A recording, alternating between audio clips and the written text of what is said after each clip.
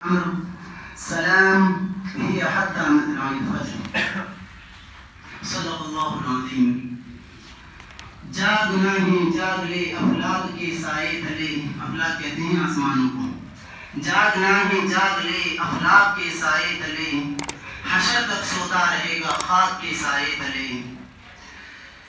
میرے محترم عزیز ساتھیوں، یہ رمضان مبارک کا مہینہ چل رہا ہے اور اب تو دوسرا عشرہ بھی ہماری غفلتوں کے ساتھ آج مغرب میں ختم ہونے والا ہے اور تیسرا عشرہ مغرب سے شروع ہونے والا ہے، جو کہ ان شروع کے دونوں عشروں سے زیادہ فضیلت رکھتا ہے۔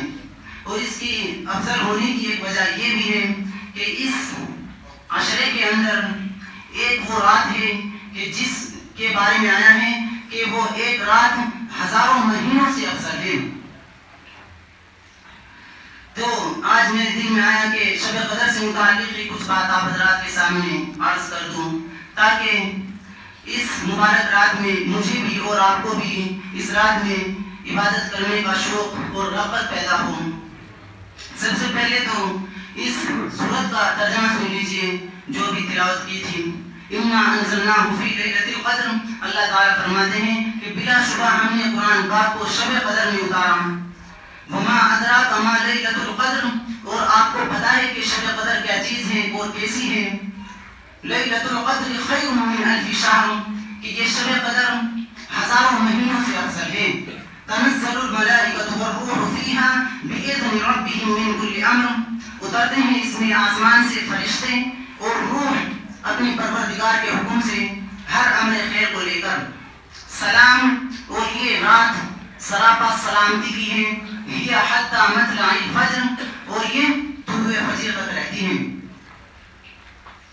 حضرت علی اور حضرت عروہ رضی اللہ عنہ کا بیان ہے کہ نبی کریم صلی اللہ علیہ وسلم نے بنی اسرائیل کے 4 عبادت گزاروں کا تذکرہ فرمایا کہ جنہوں نے 80 سال تک اللہ تبارک و تعالیٰ کی عبادت اس طرح کی کہ پلک جھپکنے کے برابر بھی ان حضرات نے اللہ تبارک و تعالیٰ کی نافرمانی نہیں کی۔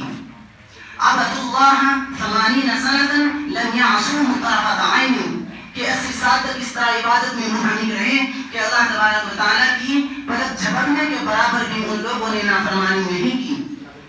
وہ حضرات کون ہیں؟ حضرت ایوب علیہ السلام، زکریا علیہ السلام، حزقیل علیہ السلام اور یوشع بن نون علیہ السلام۔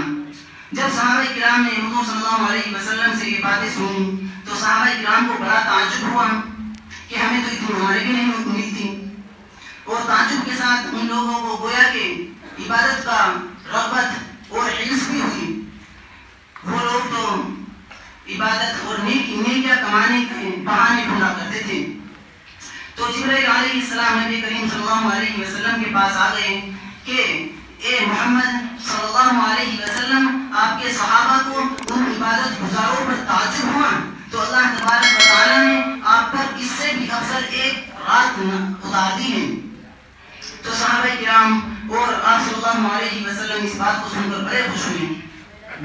فَسَرُّوا بِذَلِكَ کا لفظ آیا ہے، بے حد خوش ہوئے وہ حضرات اس بات کو سن کر۔ شب قدر، آخر اس رات کو شب قدر کیوں کہتے ہیں؟ اس کے علماء نے 2 وجہ بیان فرمائی ہیں۔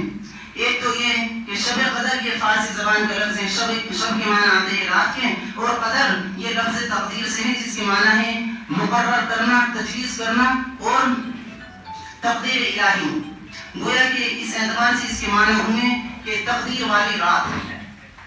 اور بقول قتادہ رضی اللہ عنہ وہ کہتے ہیں کہ اس رات کو تمام لوگوں کے فیصلے لکھے جاتے ہیں، عمریں لکھی جاتی ہیں اور رزق اور روزی لکھی جاتی ہے، اور ہر طرح کے فیصلے ذمہ دار فرشتوں کے حوالے کر دیے جاتے ہیں۔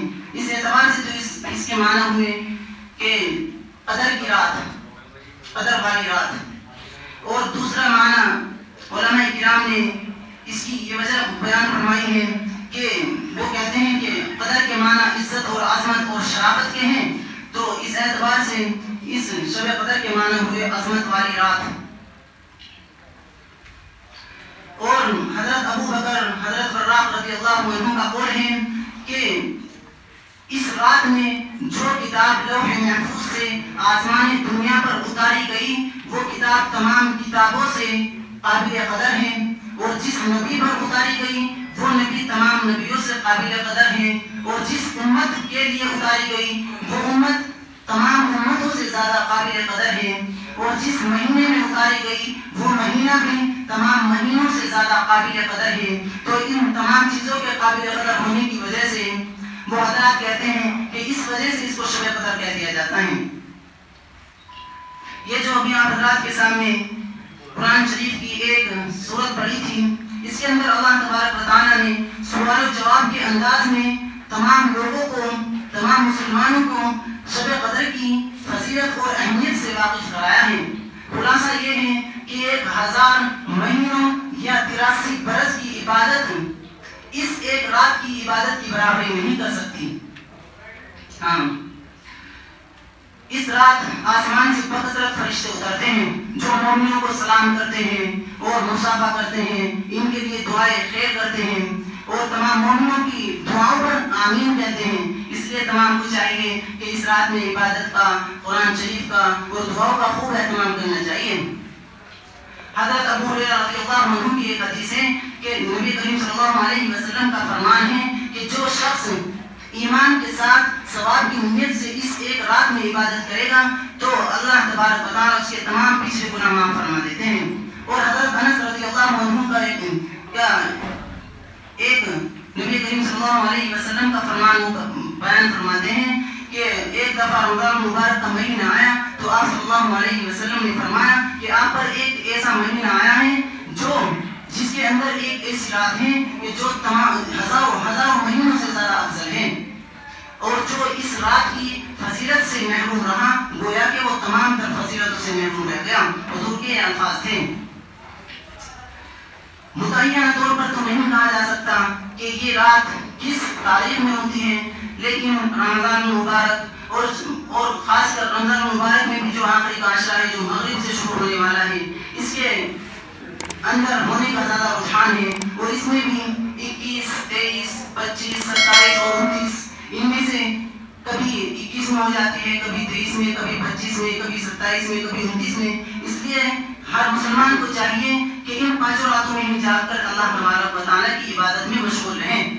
پورے سال کے اندر کوئی 5 راتوں کا جاگنا اتنی بڑی بات نہیں ہے، بلکہ تراویح کے بعد 3-4 گھنٹے ہی ملتے ہیں، تو سب اس کا اہتمام کریں۔ اور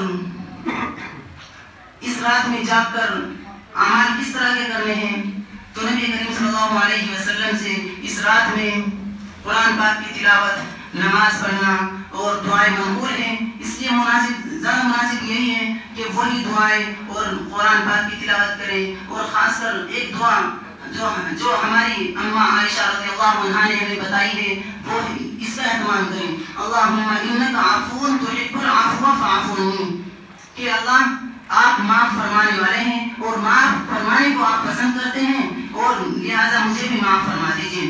تو زیادہ سے زیادہ اس کا اہتمام کریں۔ اور قرآن کریم کے اندر بھی کچھ آیتیں اور کچھ صورتیں ایسی ہیں کہ جن کے بارے میں حدیث پاک میں آیا ہے کہ ان کو پڑھنے سے زیادہ ثواب ملتا ہے، تو زیادہ سے زیادہ ان کا اہتمام کرنا چاہیے۔ جیسے سورہ اخلاص ہے، سورہ اخلاص کا ثواب تہائی قرآن کے برابر ہے، کہ اگر کوئی شخص سورہ اخلاص 3 دفعہ پڑھ لے گا تو اس کو پورے قرآن کا ثواب ملے گا۔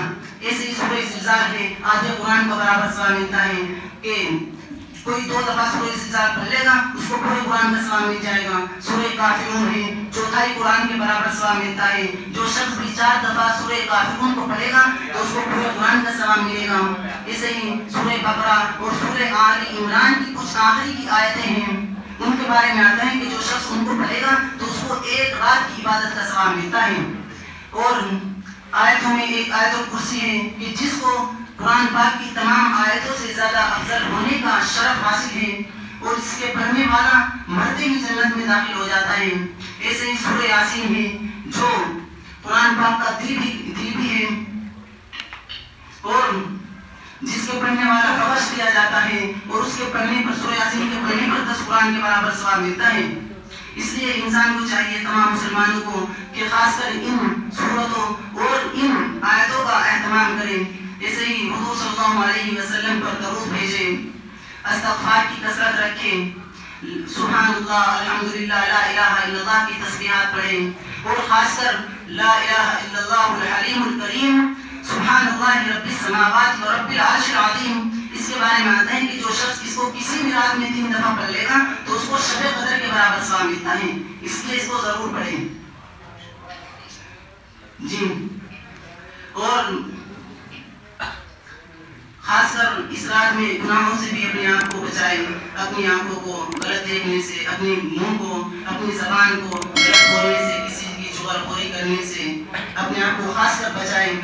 اور اس رات کی فضیلت کو پانے کا سب سے آسان کا فرمایا وہ شب قدر کی تلاش میں کیا، اور پھر اس میں مجھے نہ ملی تو پھر میں نے دوسرے عشرے کا اعتکاف کیا.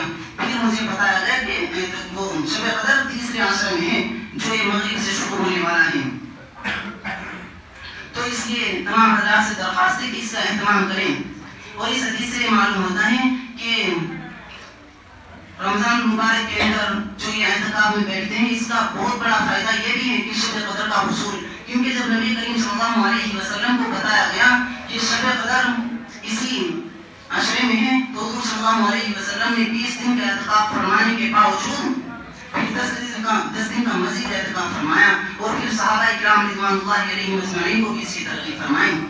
اور قابل غور بات تو یہ ہے کہ حضور صلی اللہ علیہ وسلم تو معصوم تھے، بخشائے تھے، اور حضور صلی اللہ علیہ وسلم کے درجات بھی انتہائی بلند تھے، لیکن اس کے باوجود بھی حضور صلی اللہ علیہ وسلم نے شب قدر کی فضیلت کو حاصل کرنے کے لیے اتنی محنت اٹھائی کہ پورا مہینہ اعتکاف کی حالت میں گزار دیا. تو ہم تو اس کے کہیں زیادہ محتاج ہیں، اس لیے ہمیں چاہیے کہ اس کا زیادہ سے زیادہ اہتمام کریں. اصل میں پہلی امتوں کی عمریں بہت لمبی ہوا کرتی تھی، آج دنیا بڑی ہو چکی ہے. ہاں، زیادہ سے زیادہ کسی کی عمر ہوتی ہے 55-60 سال، کسی کو مل جائے یہ بھی غنیمت ہے. اور اس میں بھی شروع کے جو 20 سال ہیں وہ تو لہو و لعب اور کھیل کود کی نظر ہو جاتے ہیں، اور بعد کے 20 سے اور 40 سال کے درمیان کے جو سال ہیں یہ اصل طاقت کا ہوتے اور مضبوط